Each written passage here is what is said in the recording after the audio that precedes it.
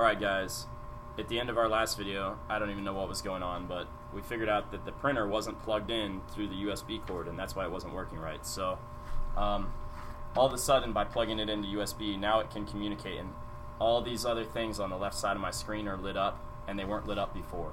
So to guide you through the process, basically you put the thing in the STL file into the software. When you're ready to print, you turn the printer on in the back, just the power switch that's in the back. You'll know that it's on because it'll light up and it'll run through a whole bunch of kind of initializing kind of things.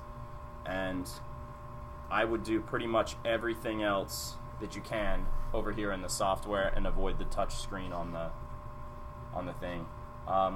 There's my first thing I'm going to do before I do anything else is I'm going to click this little button here that says Initialize Printer.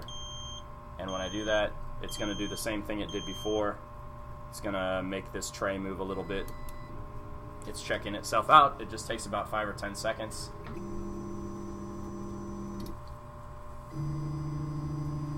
And as soon as that's done,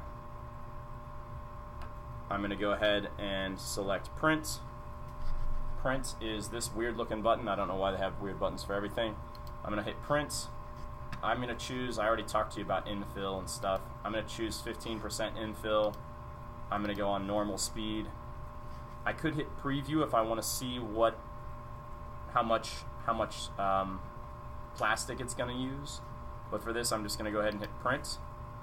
And as soon as I hit print, we'll know that it's working. It's slicing stuff up here.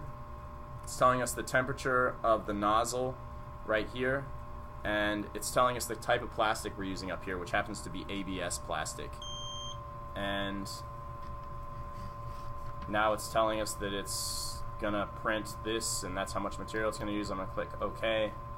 And right now this looks scary because there's all these red things up here that are kind of warning me, but that's basically just telling me that the nozzle isn't quite hot enough yet. And it says, the way I know that it's working is if I look down here, it says printing right there on the screen, and even though it's not moving, it's printing.